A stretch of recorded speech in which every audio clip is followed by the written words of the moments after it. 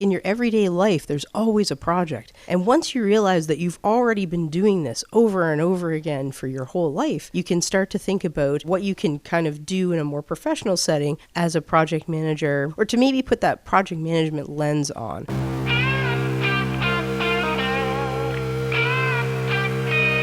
From Toronto, Phanta Media presents the Not So Corporate Podcast.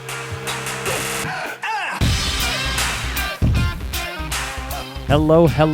It's Mark Drager, and I'm your host of the Not So Corporate Podcast. I'm joined here in the studio with Leah Earle. Hey, Leah. Hello. And Roland Echevarria. Hey, Roland. What's cooking? And on this week's podcast, we have a very special guest. Her name is Laura Edward, and she is a program lead and project manager, or an official project manager at a large financial institution, a bank here in Canada.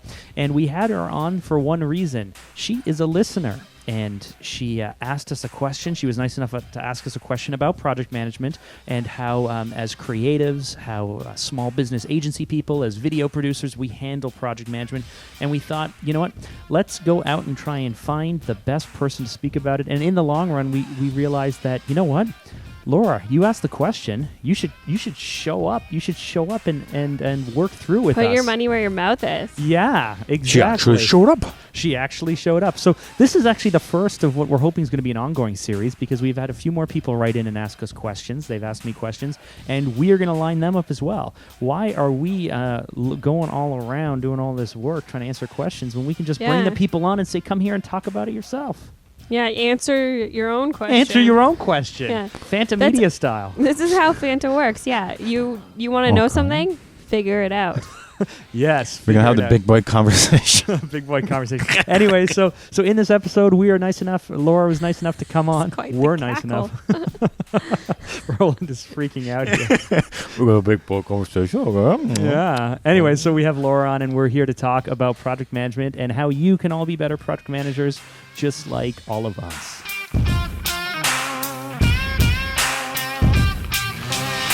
So as I mentioned, today we're going to speak about project management. It's a topic that I don't think too many people really hit on. It's something that's expected of everyone in our industry, in any kind of creative industry, in any kind of business sense, in any kind of account management point of view. Everyone is expected to know about project management and learn project management, but very few of us have the luxury of actually being professional project managers. As I mentioned, we have Laura Edward on in our studio with us. Welcome, Laura. How you doing? Hi, doing great. And I'm excited to talk about this today because project management is something that I am passionate about, and I don't know anyone else who is. What do you mean you're passionate about it? Like you would like to be able to do it?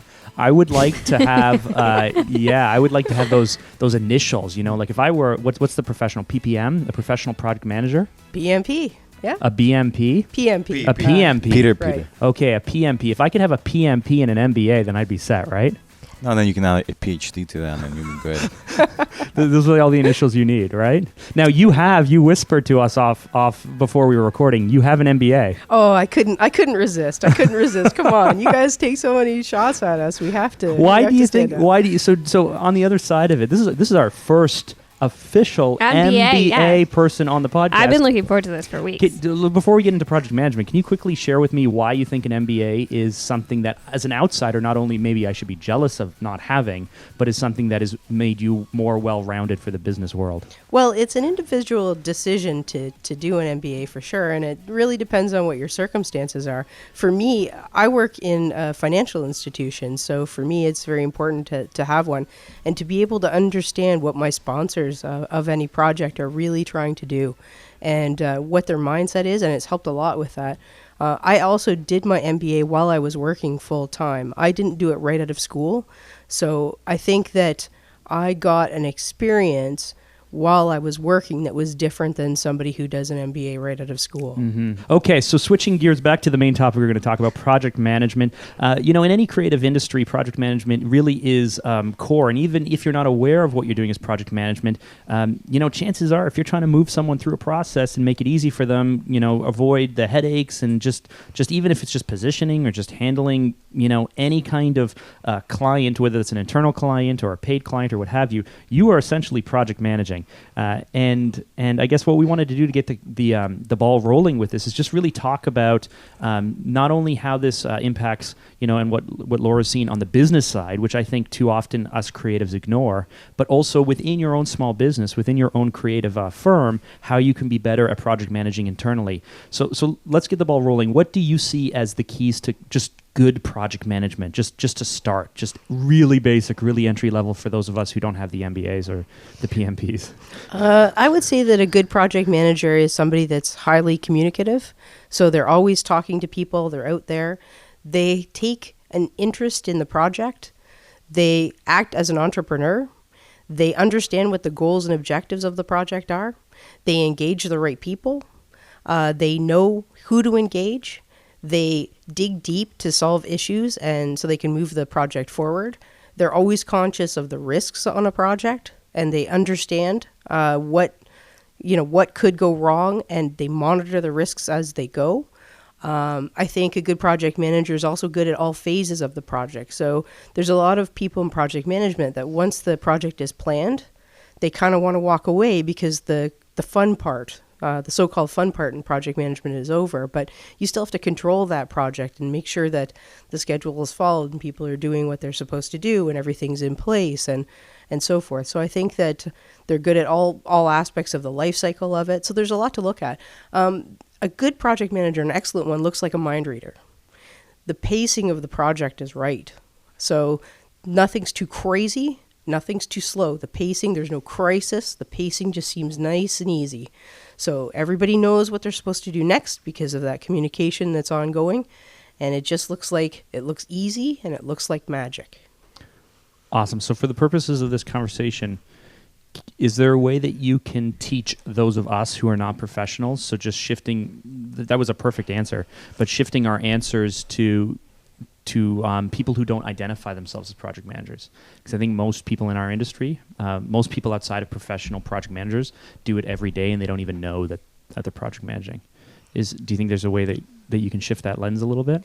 I think that the best thing that you can do as a project manager to maybe put that project management lens on, if you don't believe yourself to be a project manager. But I would say that everybody's a project manager. I mean, if you're making a martini, that's kind of a small project, really, or you're planning a dinner party, or you get married. Getting married is a massive project. And lots of people have done that. Or preparing for a baby. Like in your everyday life, there's always a project.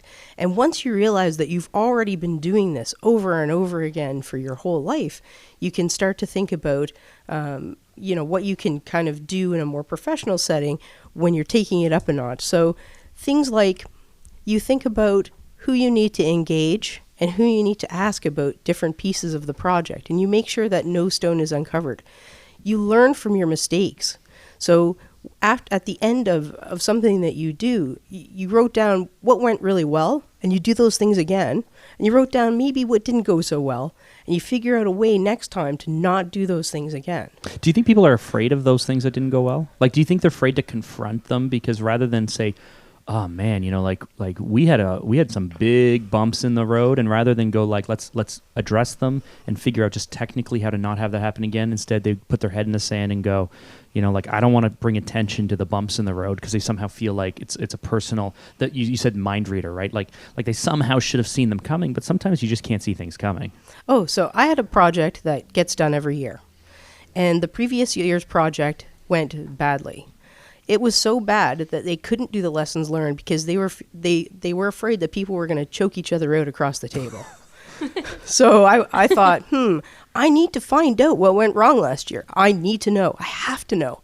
I have to mitigate these issues before they surface in my own project.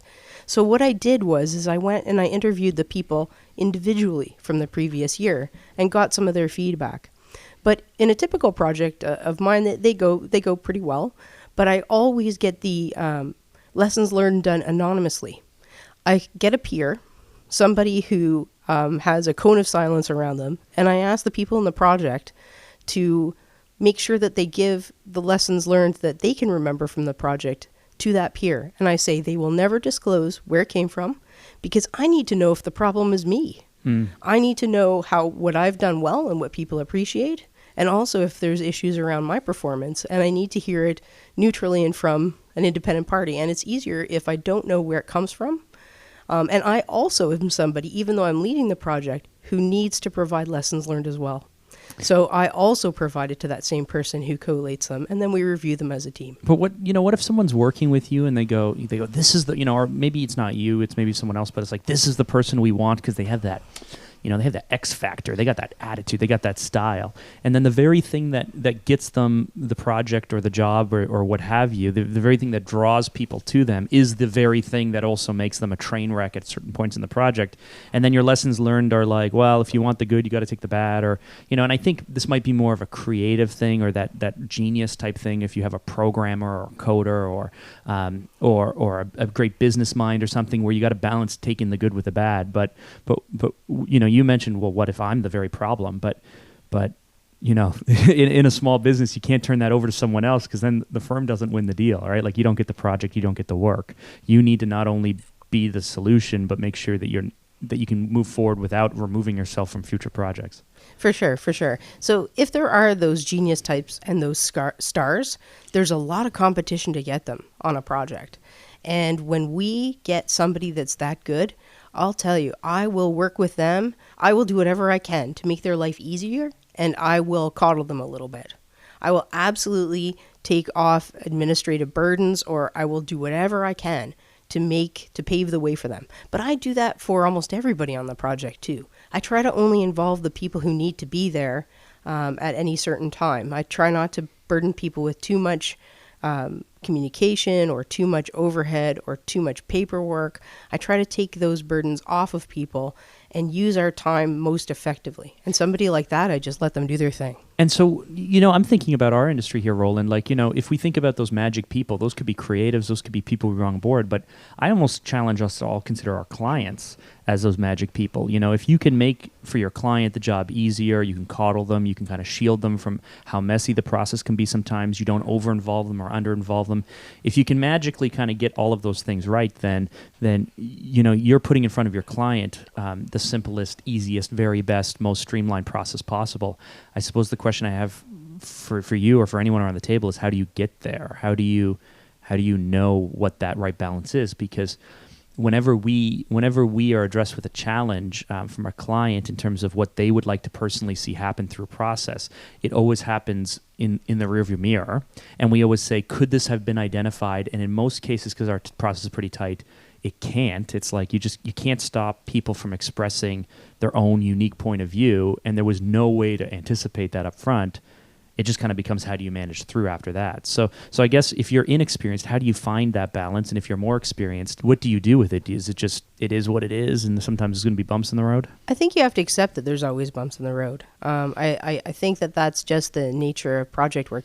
And with something creative, I can only imagine the kind of divergent things that can happen in a project. If you're inexperienced, what I would recommend is sitting down at the beginning of the project and doing two things. One is having some sort of project charter. So some sort of understanding about what you're doing, what you're not doing, what the objectives are, what's most important. Is it quality? Is it time? Is it budget? Sussing that out, because you can make decisions throughout the project in knowing those things. The second thing that you might do is you might do a thought exercise and say, okay, we're now at the end of the project and the project's gone badly, and identify 10 things maybe, or 5 things that went wrong that led you there, and kind of monitor those things throughout the project as you think about it. So, just a simple thought exercise. What could go wrong? And kind of already proactively manage it, and keep regular touch points so that you can identify projects or identify problems as soon as you can.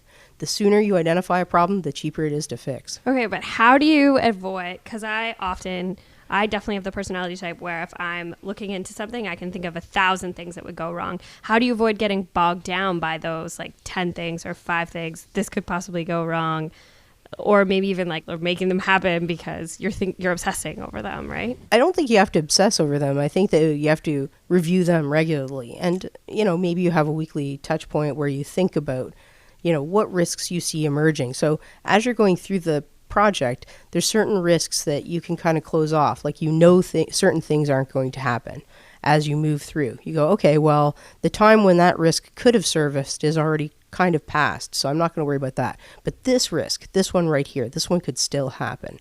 So I'm going to, be in touch with the client a little bit more around this time so that we get clear direction, or, whatever is needed to mitigate that particular risk. You take care of only the ones that are likely to surface in the phase that you're in. I think for us in production is a little bit different. Well, we have two tasks. We have to do the project management for the client, to try to make it easier for them, to try to walk them along the process, explain things, try to not bog them with too many options and too many ideas and many things. But at the same time, we had to project manage the actual project, the actual putting it together. So it's like two different hats almost, because sometimes we cannot kind of anticipate some of the things that may come from the client, and we need to be proactively thinking how we're going to go around that to provide that experience that they're going to be comfortable and happy with it, but at the same time we're able to produce the thing without finding ourselves in a rabbit hole kind of thing.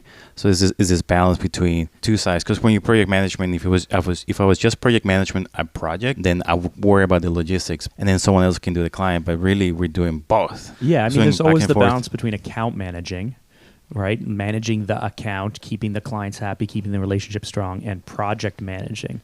And in our firm, we really put that on one person's shoulder.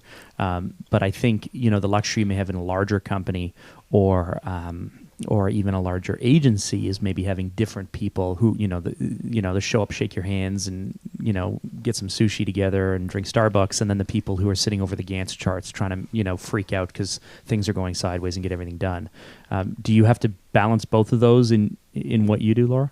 Well, I think that what you're really talking about is client education about what's going to happen, right? So they need to know how things work and how it's going to happen. And what you do is very unique. So I don't think an average person on the street would be able to describe really all of the steps it took to get from, hey, I think I need a spot, to it's done. I know I couldn't do that. I can tell you it's 380 steps. All right.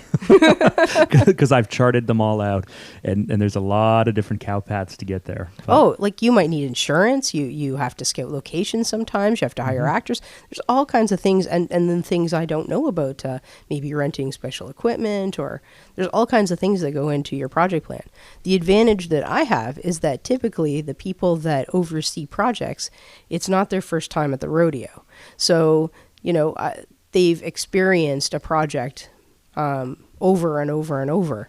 But if they haven't, I do a sponsor kind of education piece on it. And I would imagine that here at Phanta, you would have to do education every single time almost, unless it's a repeat client, in which case they know the ropes, they know how it goes. So repeat business to you would be extremely important, if only to make sure that your clients are kept in the loop, and that education piece is complete and just is added on to, versus having to start over with those educational pieces from the beginning. Can we talk a little bit about, maybe I don't have an exact question in my head, but about managing other people through a project? So you obviously always do you work with the same team or a different team? Different team every time. Every time? Yeah, every time. So Roland, you would obviously mostly work with the same people. Not the client, but you work with like Kyle in post, Yes, and we you do. work with Manny in motion graphics, and Mark in overall whatever. And the freelancers, and we know we have a very Yeah. repeat kind of tight teams, which we've been able to develop a rapport with. That's the freelancers, and internally our post-production team will be able to put processes into place to kind of get through things easier and quicker and be efficient. Yeah, and I think it's important that we differentiate, on the project management side, the internal side. Though I don't consider that project management. I consider that process, like it's process driven, because we know that there are only so many outcomes. There are only so many steps. Everything is following the process and then just slightly tweaking things based on client request. When I think of project management, I think of more account management, working, educating the client, keeping them on track. Well, not necessarily project management is internal as well. Like even a bigger organization, you will have you would be project management a larger team, for example. but We have a small post let's break team. this down for our listener base. Mhm. I mean, it's smaller people working in tighter knit kind of communities, or they might be one-off people, or they may be working with a team of 3 or 5 or 10. So like as you work together, every single step you're doing, every back and forth is in its nature project management, but it's like a rinse and repeat, and you become very comfortable. What you need to stay on top of, and need to make sure if you have a good team, you can trust your team to get things done. But outside, project managing, keeping people on task is what's going to save you or make you lose money. That's sort of where I was going with it, was what I was going to say. And now the question can be for both of you is, so when you're dealing with that different client or that different team every single time, how do you tailor your project management to the people you're working with? Or do you do that? I do, but I think one of the key things that we sort of should talk about but haven't is role clarity. So everybody on the project, not only do they need to do what they're supposed to do, but they need to understand what their role is on the project. So I'm sure that for Rolando, there's people that have specific roles, and they need to do the job that that role entails, and that you may have some issues as you swap people in and out with that role clarity. Do you have a response to that? Do you have a Roland? response? No, Like, not so really. how do you tailor the experience for every client? Every client you manage with, you probably have a different way of interacting with them. I think it comes down to really listening and trying to get a better sense of who they are, and being, I guess, sensitive to personalities, and try to be honest. I mean, at least for me, I find like being honest and being open and being inclusive is the only way I can really hopefully offer that experience. That's my goal. I don't try to make assumptions. I don't try to do anything. I don't try to just come in the way I am naturally. I try to gauge the person, get to hear what they're saying, how they're saying it, how they're behaving, and given the sense that I'm here for them, and I'm here to work with them. And then at times when maybe things, they have an opinion, and I don't agree with it, I feel comfortable. Hey, let's have a conversation around it, and these are the reasons why. It's not so much let's just do it because I say so. It's more like let's have the conversation. Let's discuss, because we're on this together for that amount of time, whatever it is, a month, 2, 3, 4 months, whatever that is. And usually, like you were saying, my repeat clients, once they come back, you hopefully have a balance already that you can kind of pick up from and continue, and not really educate, which is, it takes sometimes. Yeah, and I some think time. I think there's a few things there in what you just said, and they may come from sales, like my sales background, but something we focus on a lot is mirror and matching. So having an understanding of the people sitting across the table from you, the way they communicate, the way that, are they A-type, and, Roland and I talked years ago, we had this A-type client who was just so driven, so A-type, that you had to talk really, really fast, like just direct and fast. And Roland came into the project, and we didn't used to do client breakdowns. Now we actually sit down and say, this is the client, this is their personality, this is what they value. Back then it was just turning it over, and Roland came in, wanting to give him all the options. And, the client didn't respect Roland. He didn't want all the options. He wanted an answer. And it was like just every single step, Roland was managing the client to one type of client, and this client had a different personality. So I think mirroring and matching, understanding how the client wants to work, and then working to them on a personality point of view. And then the other thing is, we kind of have this idea of we will be whoever we need to be. It's not, yes, you're hiring the outcome. The client wants the outcome, and they may trust that you can deliver the outcome, but the best way to do it is for you to bring what you bring to it, but just tweak whoever you are in order to make it easy for them. And you spoke to that earlier. Yeah, it's just absolutely. just about, it's not that you're selling yourself out. It's not like you're like, well, you've hired me and I'm a professional and I'm going to come in and make it happen. I mean, it can be about that, but it's easier to just, you want us to be slower and softer, we'll be slower and softer. You don't want us to push you, we won't push you, because that might drive you crazy. You want us to ride you really hard, we'll ride you really hard. You want the best possible outcome, we're going to challenge you on these areas. You want the simplest outcome, we'll let certain things go. And it's just tweaking your approach person by person. For sure. And everybody who has a project, whether you're a bride or you're building the pyramids or whatever you're doing, they have something that they want from you and they want to get. And you're absolutely right. You have to tweak your style that works for them. Some people are much more hands-off than others. Others only want to be involved if there's a problem. Other people kind of want to be explained, like they want explained what's happening throughout the entire process. And then there's people that are in it to win it, right there with you in the weeds all the time. And I would say that that's probably the most difficult person to kind of manage, because, it's like, it's nice that you're here with me, and I'm glad, but I can do this for you, and I can just involve you when you need to be involved so that you can go on and do the other things that you need to do as part of your role, right? For sure. For sure. Now, how much does, as you were talking, I was thinking, personality profiling must be huge.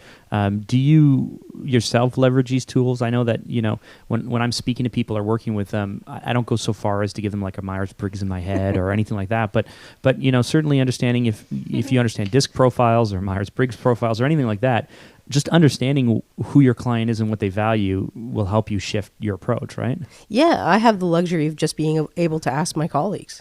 So the last project you did with X, how did it go? What's X interested in? Yeah. Do they like lots of reporting? Do they even review the reporting you provide? Will they come to the meetings that we have?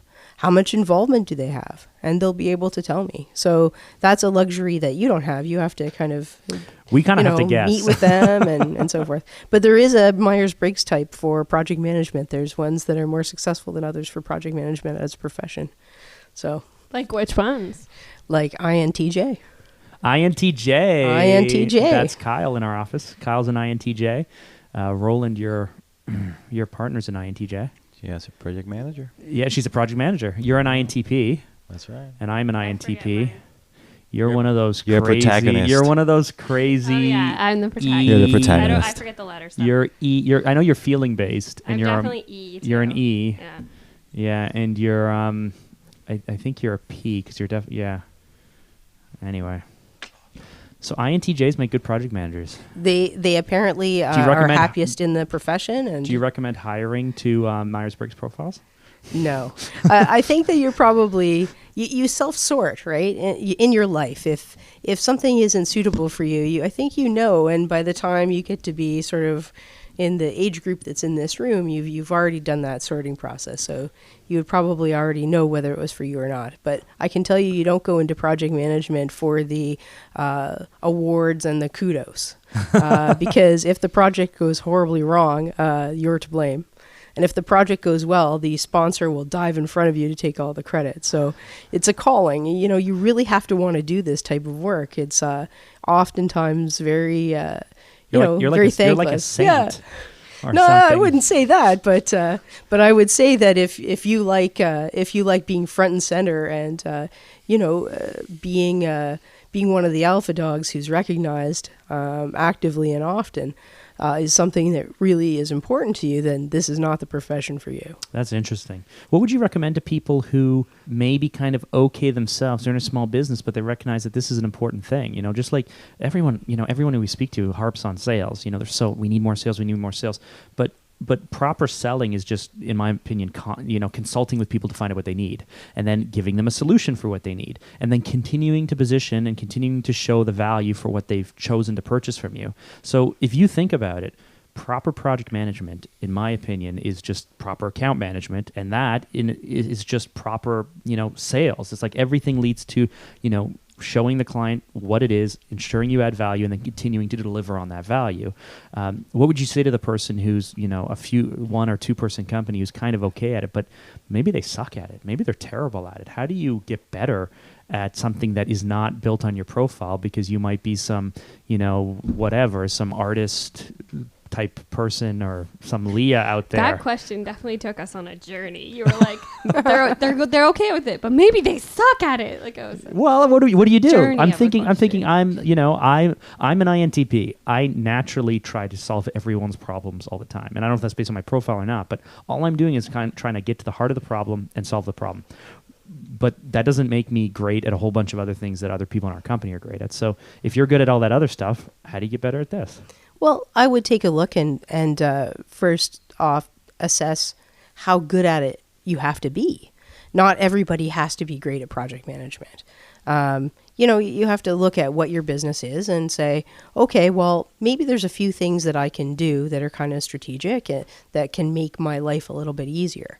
And then just do those things. So think about the last few things that didn't go very well. And, take a look at why they didn't go so well and think about the things that could have been done in order to make them have gone a little bit better. But depending on what your job is, if you're like a cupcake maker or something like that, how good at project management do you really need to be? Maybe you only need to be okay at it, and you can just kind of leave it there, right? You can just, kind of make sure that, the flour order didn't come in on time, so I need to make sure that I do something a little different with that for a big baking project you had. Baking project, we have no flour. Yeah, you need to be good at project management. You need to do that, but it's like, I need to order the ingredients 2 weeks out, so the next time I take a big order, I have to give X number of lead time or something like that. So maybe that's all the project management you'll ever need. What if, as you're going through the projects, you're learning that there are these bumps in the road, and each time you solve each bump, it just introduces new ones? So, for example, when it was myself and the company alone, it was very easy for me to be with people in pre-sales, help them with creative development, and then naturally go into production and be the main point person. As the team grows, I start to introduce different people, and it took us a few years before we had this light bulb where we realized our handovers weren't very good. And so I would build up, Daniel would build up all this trust and respect with the client. And then we would say, okay, here's Roland, he's going to take over. Okay, here's Oscar, he's going to take over. And we didn't give the client the emotional time they needed to understand who this other person was. So we were getting comments like, we would get obvious comments like, you're going to be there through the whole thing, right? And are you going to be on set, right? And it took me like 2 years to light bulb and realize, there's a problem here. The clients are verbally telling me that while it's great that this other guy's coming in to help, they have all this trust for me and they're fearful. And so we would just shift how we handed people over. We'd spend more time building up the other person's credibility. We would explain that I only handle these things, and whether you see my face or not, I'm not even the one doing them. Someone else is doing them. And then that would then introduce several other problems, and we would handle those, and it just goes down the line, down the line, down the line. How do you work with that idea of this, self-reflecting is going to lead to problems, but they may just lead to future problems? Like, do you not feel a bit defeated in that? Well, I think the best project managers get better.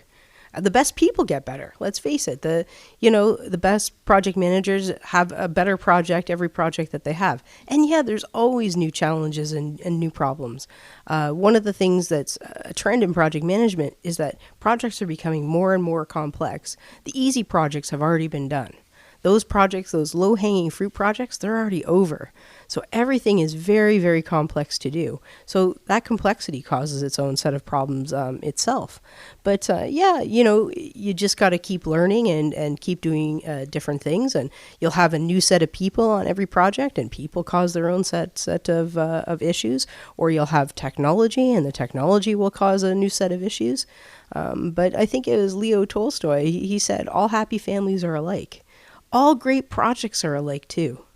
The unhappy families are all different and unhappy in their own way. All projects that went a little south are all unhappy in their own way. Those variants you're talking about, that's what makes it challenging but also exciting. If that wasn't there, then you just rinse and repeat it. And there's no, maybe in some industries you might say is okay, it's type A, B, C, and D.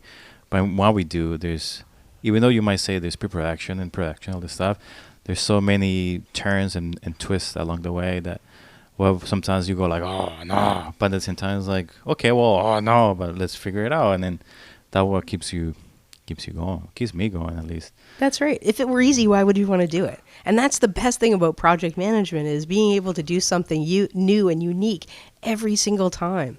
I've done projects at the beginning of every project. I always wonder, how am I going to do this? What they're asking for in the time that they have with the money we have is crazy. There's no way. And yet, every time, I figure it out. We figure out a way to get there, right? And can you relate, Roland? What's that? Can you relate to that? Yeah, definitely. Day in and day out. Yeah, like I've had to learn about a whole bunch of different things. I had to learn all about Braille one time for one of my projects. Yeah, all about Braille. And it's something I didn't know about, but I had to do a project about it, so I learned enough to do it. Can you answer me a question on Braille? Sure. I can try. It makes sense to me to offer Braille in places where people know a sign exists. right? If you're at a bank and there's a keypad with Braille, that makes sense to me. If you're at a hotel and the room numbers have Braille and they're little tiny 2-inch by 1-inch number plates, how the heck are blind people supposed to find it? I have no idea. They use their hearing because they're so good at hearing. To hear signs. Yeah, they have super hearing. Like, are you just like? I understand if you have limited, if you're legally blind with limited sight, you can see some colors. Because I'm without my glasses, I'm pretty darn blind. You can see some colors, and you might be able to, like feel that something there. But if you're really blind, how do you find the Braille? Can someone answer that for me? I feel like. Wouldn't you put your hand along the wall? Just randomly touching things until you found the sign. Maybe every door has the same position, so they tell them is at a waist length on the right side, and then that's how they go about it. I don't know. There's got to be a process to that, where all the doors in every hotel across at least North America, the Braille's at the same side, the same spot, and that way there's. I'm assuming there's got to be some. Okay, but even if it wasn't, but even if it wasn't, you're talking about the door to your hotel room? Not the door to your hotel room. You'd feel the handle on the wall. You know how I know. So the number that goes to the door. But some hotels have them, some hotels don't. Whenever I see Braille in a place, I'm like, oh, good, they're thinking about people who are blind. And then my next immediate thought is, how the heck is a blind person supposed to find that? But I feel like if you were newly blind and you had to stay in a hotel, you would just start at the beginning and feel all the way around the door until you figured out which room it was. I think you would say to the person, "Hi, could you please lead me to my room so that I can get in there and show me how to get in the room?" Maybe you're a really skeptical blind person, so you want to check and make sure that. It's like the same thing as how do they cross the streets, right? Like, there's training to it. No, you got the little chirping at some places. They use their super hearing, like I said before. Yeah, no, seriously, hearing. It's all about hearing. They listen better. I have colleagues that are blind, and also we have deaf colleagues, sight impaired, and or visually impaired, which is a different thing. And definitely, I'm part of the employee resource group for people with disabilities and stuff. And I can assure you, he's not like Daredevil. Like really, he's not like Daredevil. Can you follow up? Can you let me know whether the question I asked is incredibly insulting or if it's just a practical before we thing? put the podcast out, maybe. Yeah, I think. So we have ATMs, right? So I think that how that would work is you can plug your headphones into the ATM, right? So I think that what they would do is when you came in, they would realize you're visually impaired and they would say, "Hey, did you know that we have Braille statements for you? Did you know that every banking machine is compliant and has all that stuff?" That makes and total sense. And to maybe me. the hotelier does the same thing, right? Maybe they introduce it a little bit better. Yeah. Maybe we have nameplates. I'm liking how optimistic you all are in terms of the fact that there must be a system. The way I see it is it's just bureaucracy doing stuff for the sake of doing stuff, but not really thinking it through. I'm pretty sure that's what happened, and then the blind people had to adapt to that. Maybe. So can you hit me maybe with some simple tools, entry level tools, basic things that that people can be doing just to help manage smaller projects? You mentioned, whether you're pouring a martini, whether you're hosting a wedding, no matter what you're doing, we have our own tools here in our company, and I imagine they may be similar. But walk me through some just simple things people can be doing to help structure things a little bit better. The best two tools that I can promote for a small business would be a pen and a pack of Post-it notes. You can run a project on a pen and a pack of Post-it notes. Do you follow the Post-it note theory, which is you post it on the wall, and if it has time for the glue to come off and fall onto the ground, you pick that up and throw it in the garbage? Have you heard that one before? I haven't, but it does make sense. That's a time management one I've heard of. It takes about 3 months for something to fall off the wall. Or if you go to dollar store, it takes that would be even faster. That would be even faster. But if you think about a wedding or something like that, you can start writing on the Post-it notes the things that you need for the wedding. You need a photographer, you need a venue, you need an officiant, you need all these things. And you start posting them up on the wall, and you can start to group them, sequence them, put timelines towards them, look at what the dependencies between the things are. So if you have a pen and a Post-it and a bunch of Post-it notes, you can manage almost any project. Obviously, once you get to a different complexity of a project, it's obviously the formalized tools, Microsoft Project, and the other things that you need to provide really good reporting and all those things is what's required in a complex situation. But in a simple to moderate situation, honestly, that's a great way to do it. And you can have the people come in the room, look at the plan that you've created together, because you crowdsource this, right? People come in, they add, they go, oh, what about the band? You want a live band? Okay, let's put that up there, right? They think about all these things that are needed. And now everybody in the room understands what the project is, what they're doing, what they're not doing, because there's no Post-it note for it, and kind of the general timeline and sequencing of it. It's a beautiful thing, really. We do something similar, but not so artsy. We do detailed work back schedules. So for anyone who knows what a Gantt chart is, we're not on professional software. I think that sometimes the bureaucracy of managing software is more difficult than simply just getting a Word document. No, we should get it. It's very painful to go manually. FYI. We'll talk offline. Just invest. We'll talk offline. But regardless, whether you have a formal software or you just use a pen and paper or you use a Word document, what we started a number of years ago doing detailed work back schedules, which has every single step, it's only client facing. So it's not our internal steps. It's every client facing step, their responsibility, our responsibility, the date that it'll be hit and time of day it'll be hit, and every back and forth for the entire project. And we started doing it first, actually, not to keep people on track, but just to give them a sense of how complex this is going to be. Because we would say, we used to just do the old fashioned, like, okay, you owe us this by this date. And then they give it back to us and we go back and forth. And they go, why are we doing 5 rounds of scripting? And we'll say, well, most projects take 5 to 10 rounds. We talked to you about that earlier, and they just kind of forget. But when they see it on paper, or it used to be like, can we get this project done in 6 weeks? And we say, well, a project typically takes 8 to 10 weeks. And they say, well, I only have 6 weeks. And we go, okay, let's show you what 6 weeks looks like. And then they see all the back and forth and all of the steps and same day, responses and things. And they just go, holy smokes, there's no way we could possibly do this. Or we're going to have to cut stuff. And so we started doing it mostly as like a tool to just show the clients what they're in for. But then culturally, we kind of hold each other to dates and stick to dates. And I also kind of feel like it's our responsibility to hit every date we get. Clients can push the deadlines, but it's not really our place to push deadlines. It's their place to choose to do so. But the second thing we have, which we started years ago, is a job board. And for me, this comes from I started my career in television, and I interned on a TV show where they were doing like 200 episodes in a 5-month run or something.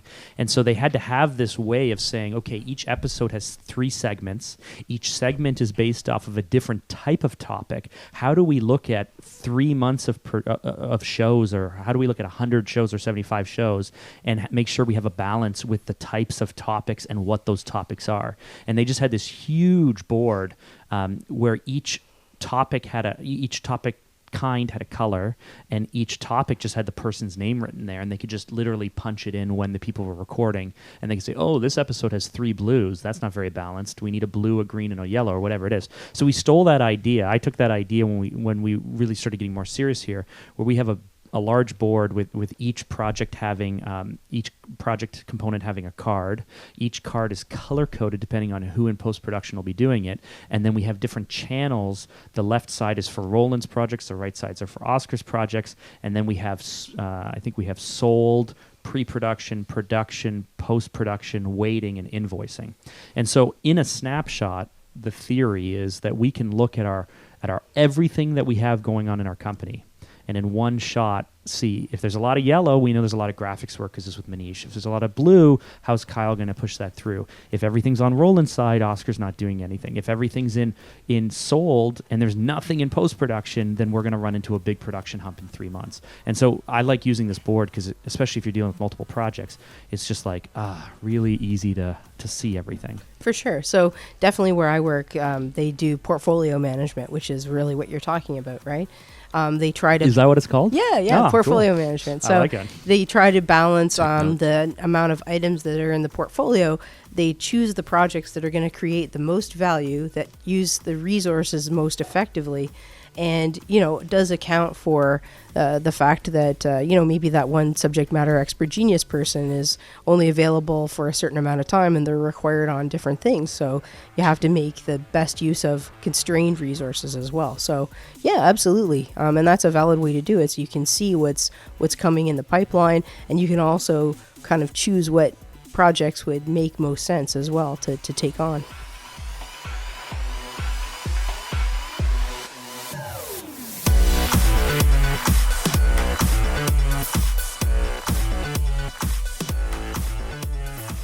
So that was our conversation with Laura Edward. If you'd like to find out more about Laura, you can connect with her on LinkedIn or find her on Twitter at Laura Edward. Guys, any final thoughts on this topic, project management, how it affects video professionals, anything like that? I do think that to sum it all up, you really have to dig in there if you're going to be a good project manager. I think that's what I learned today. Well, I think the answer is that you know what, if you're not good at it, then there's always room to get a little bit better. But you have to put a lot of effort. If you want to be a ton of work. If you want to be a good project manager, figure out everything you need to know about your project. But that's just being good at your job. Like, if you're not helping the client manage through the project, then what value are you adding? Are you just showing up with a camera?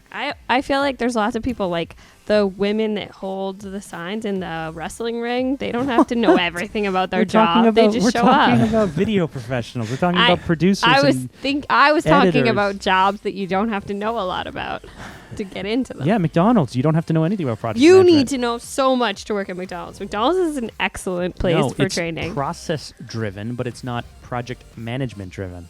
True. You just learn the processes, show up, do it. But you have to do like projects like how to build a Big Mac.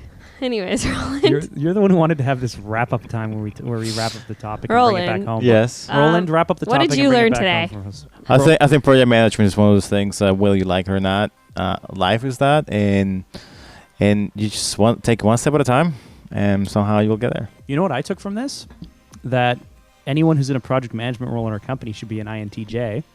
Roland, what's your lady doing when she's done her baby vacation? Well, not working here. Oh, girl. Roland told me a few years ago that I had to choose him or her.